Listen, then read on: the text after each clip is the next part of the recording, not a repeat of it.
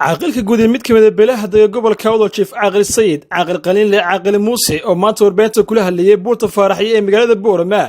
ayaa waxa uu si adag uga jawaabay hadallo maalintii shalaad ka soo yeeray caaqilka madaxweyne ku-xigeenka Somaliland Cabdi iyo Dharaar Cheif caaqil Sayid caaqil Qalinle caaqil Muuse ayaa sidoo kale waxa uu ka hadlay khilaaf muddooyinkii u dambeeyay ka jiray buurta Faaraxi ee magaalada Boorama waxaana uu sheegay caaqilku waa sidoo kale u dhigay in dhulkaasi ay deegaan ku yihiin beesha uu caaqilku yahay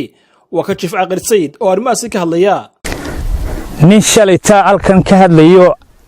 sheeganay waliba caaqil Cheif caaqila ma garanayo goor la doortay Ciye Dharaar uma garanayna anagu u sadalaalay af Cheif caaqil uu ku hadlayay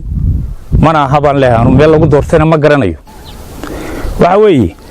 suldaanka uu sheegaya waa suldaankaygii على مسار كيسة هي شرفتيسة هي الدور الشديسة مدن سجل لك عشان يونو ويسينيو معها سلطان كيقو عبشو سوتشي دي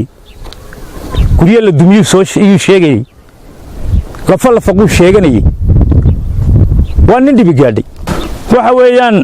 بور تفارحيو بورها قد بورسيغا يلمتها يدول كان مانتا لما قايبينيو nin walba halkii alla dhigay buu yeelaa dhagaxbaalkii alla dhigu yeelaa 1940kii bay beerahayd dadkii qabsaday baa ku dhaxaasna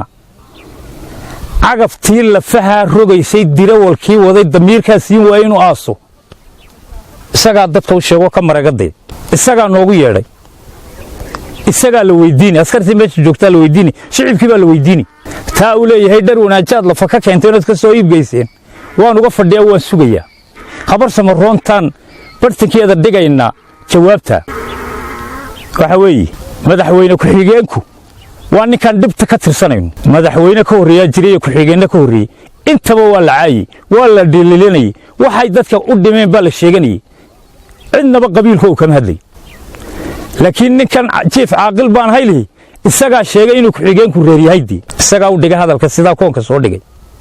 laakiin uma naanaysan in ummadda Soomaaliyeed dalka soo joogto madaxweyne ku xigeen waa yaanu arkay waxa weeye isagu suldaan buu wax ka sheegayay isagii baa laftiisi geeda goba iyo oo deejiray war afkii dhaqanka ama salaadiq ama caaqilka ma yahay taasi waxa weeye tiingadihii iyo looxii iyo ubadkii bartiiba yaalaan wali bartii lafihiina bartiiba dib loogu aasay warafada kida manin baa la soo iibsada taliyaha qaybtu nabadgelyo qaabilsan yahay waxba ka sheegmayno faradheeri iyo abuur iyo midna ka sheegmayno shaqadiisu ay sawna ka adagaya tilmaamina maayo adu laakiin waxa tiri waaraneed kooli la shaqo ku qabso cidda waaraneed iyo shaqada laga qabsanayana ma fahmin wali taliya qaybeed umada u dhaxeeyay weena daadna amar baaba siisay waxa kaloon shalay warbaahinta ka arkayay qola sheeganaysa magaca makaahilka aan ahay anigu war malaha magaca makaahilku wuxuu noqday godkii qashinka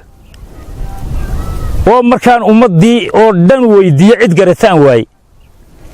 aan si ogaaday inay qaar shaqaaleeyeen oo dabada laga riixayo war waxa weeye waa la garanayaa cuqaashi makaahilka waa la garanayaa salaadiintooda waa la garanayaa suldaanadooda waxa weeye waxaasi wax hawl u taala shaqaale ma